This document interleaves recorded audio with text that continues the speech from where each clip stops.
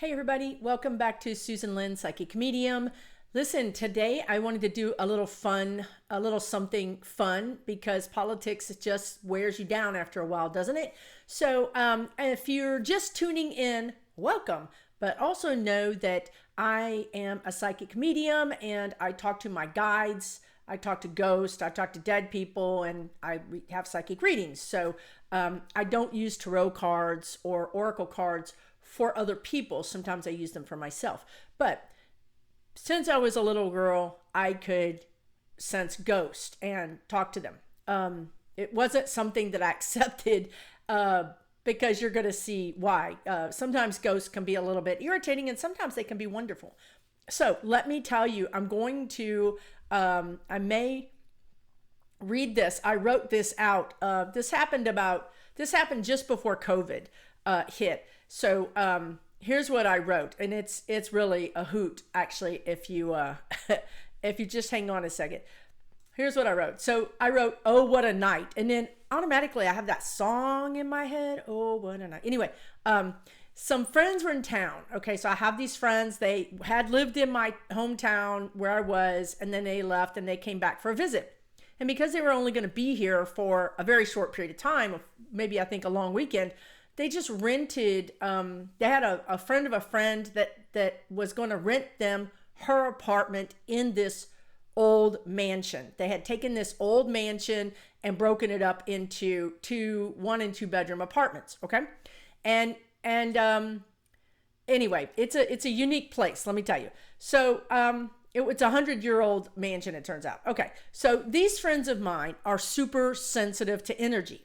Okay. One is an engineer and one is a PhD, a nutritionist, but despite their super science backgrounds, they are really sensitive to ghost and energy. So they're sort of like the canary in the coal mine that you send in to say, "Oh no, don't go in there," and they come flying out, right? So they're the cutest couple ever. So here's the thing. So they called us up and they said, "Oh, come visit us because, we want to see you while we're here." So we met them at their apartment and we just had like a drink and then some snacks. And we were talking in the apartment. And then all of a sudden, they say to me, because they know this is, my thing. They say, "We think there's an energy in here." And, if you don't know me, literally, you guys, if I'm not doing a reading, all the hatches are closed. The doors are closed. The closed sign is on the window. The shutters are down. It looks vacant. It looks derelict, because if it looks anyhow inviting, I'm going to have a ghost in my energy wanting to talk to me. So I, of course, was sitting in that room not picking up on anything because I am literally going ghost incognito. So they say, "Can you check it out? Because we're not sure. We feel like a couple of different things." And, my response was, "Look what town you're in. You're in an old mansion. Of course you're going to have ghosts. Why would you think otherwise? You should have stayed at the Holiday Inn if you didn't want to have ghosts. You know what I mean? Why would you do that to yourself?"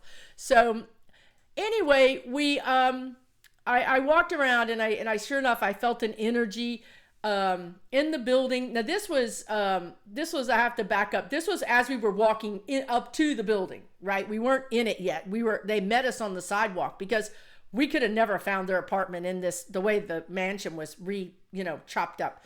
And they said, "Look at it and tell me where the ghost is." So I pointed to the upper left side of the building and I said, "It's right there." I said, "Well, the one that I'm sensing right now is right there." And they said, "That's where we're staying." I'm like, well, of course. Again, you guys, ghosts like sensitive people because they want to talk to you. They want to be friends, So, kind of. So, they go to the light workers. They go to the people that have the ability to sense them. It's really boring to talk to somebody who doesn't know you're there. So why would they do that? So as I looked at the building, I'm like, look, there's a ghost over there. There's a ghost over there. Look, the thing is like the Howard Johnsons of ghost, hotels. You're just going to have to try to put up some protection and kind of deal with it. So So I thought, we all thought, well, we can do that, right? I had helped them with a ghost problem a couple of years ago when they couldn't go in their bathroom, but that's a whole nother story. So they knew how to deal with it, so that we felt comfortable going in. So we had gone in and we had a drink and had some snacks, and it was pretty chill. I was chill. And they took me to, was this when they took me into their room? Yeah. So they took me into the bedroom, and this is where they felt like they could feel the ghost. And so, obviously I had closed up shop again when I went inside the building. So when I went into the bedroom, or I tried to go into the bedroom, I said, okay, I'm just going to crack the door open just a little bit. And if there's anything in there, I'm going to close it shut, because I don't want to deal with this, right? I'll get rid of it without really engaging with it, right? So I cracked open my little spiritual door, and sure enough, there's the ghost. I'm like, boop, yep, there's a ghost in here. And I'm like, look, you sure you can't just go to sleep with this ghost? It doesn't seem terribly harmful, right? It doesn't, I don't think it's a bad ghost who's here. So yes, that's right. So then the guy that came through was this guy who actually, before I could close the door, he kind of stuck his hand in it and said, "Hi, pleased to meet you. My name is Leeroy." So I'm like, okay, there's a ghost here and his name is Leeroy. And so then they were fascinated. Now we want to talk to the ghost. Let's go out on the balcony and have another drink and talk to the ghost. It's like, this is like, I'm like the party trick a lot of times, the party favor. So I go to the balcony, and Leeroy follows us out, and he was a really cool guy, actually, it turns out. So he was the caretaker of the mansion, okay? And he was the caretaker before they chopped it up into little apartments. He was the caretaker back when the, person owned it back in the day. Now, of course, Leeroy was an African-American guy. He was working for white people. This is back in, I don't know if I think it was early 1900s. So, I don't know that, here's the thing about Leeroy. When I talked to him, he didn't tell me he was a slave. He told me, I'm the caretaker, and I love my job. I love taking care of this property. That's my life's work, and that's why I didn't cross over, because I want to take care of this property. I told my boss, I'm going to take care of this property. Even if you go before me, you can trust me. I'm going to take care of this property. This man never married. He literally, his life work was to take care of the property. Now, the mansion wasn't, I don't know, it was maybe like, let's say 4,000 square feet. So it wasn't like super, super huge. It was on a decent sized piece of property, which might relate to like a city block. But now, of course, houses were all around it now, because it's in this old part of this town. So, he stayed on, the guy stayed on, but he was walking around the balcony, and when you have apartments, and then some of them are Airbnb apartments, it's just not very well kept up. There was like a flower pot with some dirt in it, no plants. He went through the balcony area and just had a rant about everything. Look at that flower pot. There's not even plants in it. Sometimes people put cigarette butts in it. He was so mad. Look at that wrought iron. It's rusted. Nobody's painted it. Nobody's taking care of that wrought iron. Come over here. He literally drug me around, and I drugged them around the whole place. And honestly, once he started pointing out things, I was like, this place is terrible. I mean, it's like it's really falling down at heel. You know what I mean? When you walk up to it, you think, wow, that's cool. But then when he pointed out all the things that were wrong with it, I was like, yeah, they need to fix that. And then, he dragged me over on the other side and point out something else. Anyway, he was not happy about it, to say the least. So I started, despite, what I said, despite his persnickety attitude, because he was really kind of complaining about everything. And he knew all the people, and he complained about them, and which ones did this and which ones did that, and which ones were sloppy and which ones picked up on it. I mean, y'all, he was the gossip. He was the gossip of the whole place. So he told us all about this. And in the middle of this, in the middle of him talking to us and literally taking us on a tour of the place, my two friends who I said they were staying there and they were really sensitive to energies. They all of a sudden grabbed their heads like this and they're like, oh no, we have the ghost headache.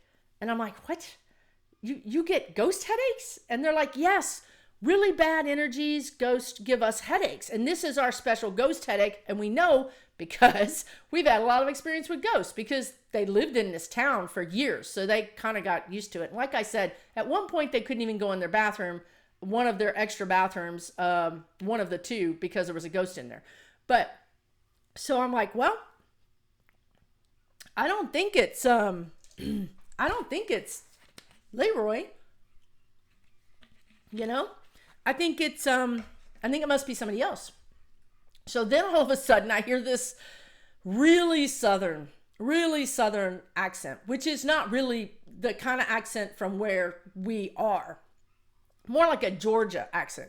And I hear this, I'm going to butcher this accent. You guys probably think I sound southern, but let me tell you, this was southern. His name was Reginald. I think it was New Orleans, his accent actually. He says, my name is Reginald. And, my friends are like, make it stop. So I'm like, okay. And honestly, Leeroy hit the road too. Leeroy was like, bye, I'm out of here. So I have to deal with Reginald. So this is what happens when you open the door. Then you get every Tom, Dick, and Harry ghost walking up to you and trying to have a conversation. So now I have to get rid of Reginald or Reginald. I can't remember how he said it. It had like way too many syllables and everything was drug out like forever. So I'm like, okay, Reginald. And so he starts telling me his story. His story was, New Orleans accent. I was able to tell Reginald, Reginald's energy wasn't that great. I didn't really like him. He was full of himself and, he wasn't interesting. Leeroy was fascinating. So I got Reginald to leave. Basically I just told him he had to leave. That's what I kind of give you a fair warning before I call in Archangel Michael or do something else, So, I figure, look, I'm not trying to, take you out or anything. I'm just trying to get some peace. So move along. So he left, Reginald left, and Leeroy came back. So Leeroy wasn't talking much after that. He was very quiet after Reginald had been around. I don't know what their relationship was. Obviously, it wasn't a good one. So after that, our little dinner thing broke up because my friends, now I will say their headaches went away.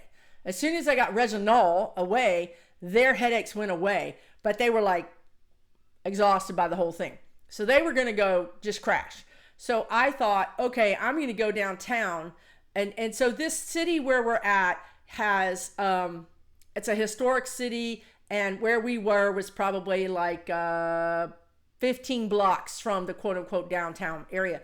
So I get in my car and I think, okay, I'm going to go downtown. I don't know why. I was going to cut through downtown for some reason. I don't know. But I get in the car and then I realize Leeroy is in the car with me. Which is how ghosts travel. You pick them up in airports, trains, subways, cabs, any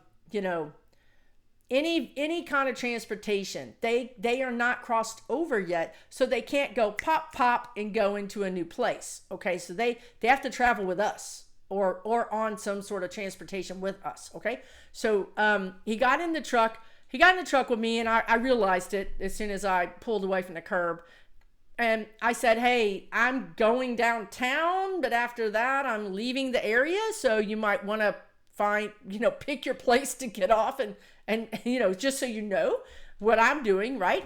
And so as we went through town to get to downtown, he gave me this running commentary about how much things have changed. Because it turns out Leeroy had not left that mansion for, 50 or 60 years. He never left. He really felt like it was his duty to take care of it. And we kind of were talking to him at various points about how, look, you've done your service here. I think you've done whatever you said you were going to do and then some. And so maybe it'd be a good time to cross over, to get some rest yourself, to go see your family, So we had been talking to him about it, but then Reginald came in and kind of busted that up. So anyway, when he got in the truck, he started telling me this was the first time he had been in a vehicle since, 40 or 50 years. First of all, he was freaking out about the truck. Oh my gosh, this is really nice and all this, and pointing out all these different things and asking me what all the instrumentation was. And then when he looked up and he saw how much the city had changed, he was literally jumping out of his seat. He was hanging on to the dashboard, and this is what I see it. I see him. I can describe him. I can see what he's doing. Now, it's not real, as in like whatever they call that when a ghost actually becomes real. It's still in my mind's eye, the same way I do mediumship, but I could see him. He was on the dashboard. He's a thin man on the dashboard going, oh my gosh. I mean, I think that it would have been way more than 40 or 50 years, you guys, because he was exclaiming at how much electricity there was in the cars, and there were no horses, and we were driving past some big landmark, other even bigger mansions, historical, that were now historical, like museums and things. And he was just, his mind was blown, basically, absolutely blown. So it was really cool to go through there with him and sort of have this tour, this historical tour from this person who knew it from, decades and decades and decades and decades ago. So what did we do? We went, I say he was happy to be out and about. He liked how the city had grown. He told me he had something to do in the downtown area, that he was happy to go downtown because that's where he was going. That's where he wanted to go. So I couldn't get a read on where he wanted to go exactly. I knew kind of the intersection that he wanted me to go, but I couldn't figure out what building he wanted me to take him to. Downtown is all from the 1870s to the 1900s. All that whole area is from that era, from just at the Civil War to past the Civil War in the 1900s.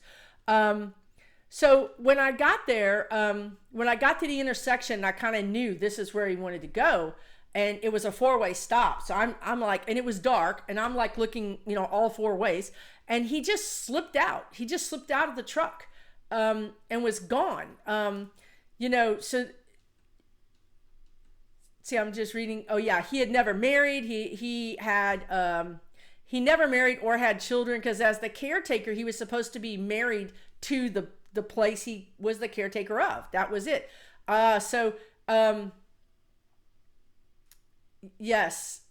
So this is the best thing. I'm just reading because this was a story that I wrote months ago, and I couldn't remember the whole thing, and I wanted to make sure I got it right. The great thing about it was he was going to see his mother.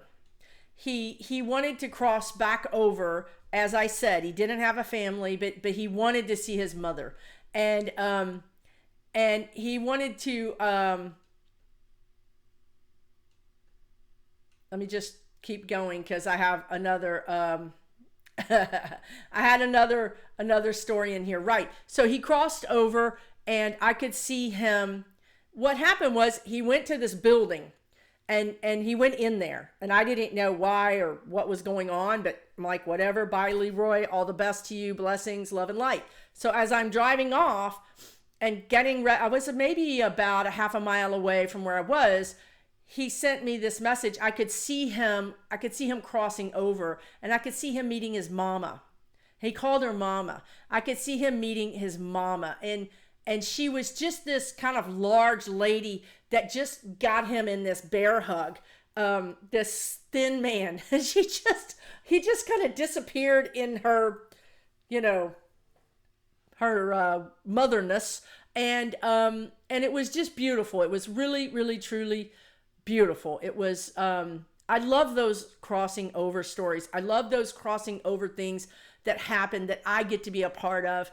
I have still don't know what he did in the building, but he had something to do. I don't know what it was. It was at one time that building was a business. Now it was residences. So I don't know if he went there to check on something, or I don't know. But he did cross over. He did get to get out of his really what I feel like is servitude, right? I feel like he was he had kind of a, he was still in servitude all these years later, right? So he did get out. He got to go home, and my friends had a decent night's sleep that night. They called me the next day and were heading out. So they had enough of that experience. But anyway, I hope you enjoyed this story of Leeroy and his amazing time with us. What an amazing guy. And I'm so happy for him to have crossed over. And I just like to share these things that happened. These are real things that happened to me. We had 4 people that witnessed all of that day. Because he would say to us when we were on the balcony and he was telling me what was broke, he would say, come over here, I want to show you the brick. And I would tell them, okay, he wants us to show the brick, and the brick is over here. We'd all walk over, and then there's the brick. The brick is crumbling out of the wall, and the engineer's like, oh my God.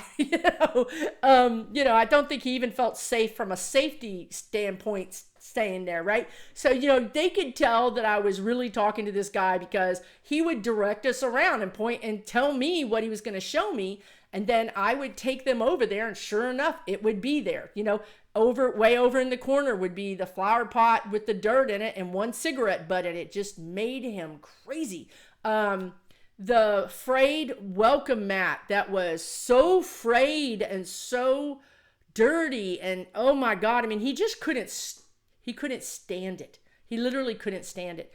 And I don't think Reginald helped him feel very comfortable either. And as I said, there were lots of ghosts in that building as well. So there was a lot going on there. So anyway, thank you again for joining me for these videos. I really appreciate it. I hope you enjoyed it, and hope you will subscribe. I will continue to do videos like this, also videos on how to meet your spirit guides, how to increase your psychic abilities, how to know when your guides are talking to you. Plus, we'll continue to talk about politics, because we are still in a pretty precarious place right now. I mean, we're so much better than we were, but we've got some things that need to be done. And the guides do talk to me. My spirit guides do talk to me about politics and things that maybe we should all know. And I pass those things along to you. So thank you so much for joining me tonight. I hope you subscribe, like, or share, or just come back and visit with us again. You guys have a wonderful, wonderful day. We'll see you soon, okay?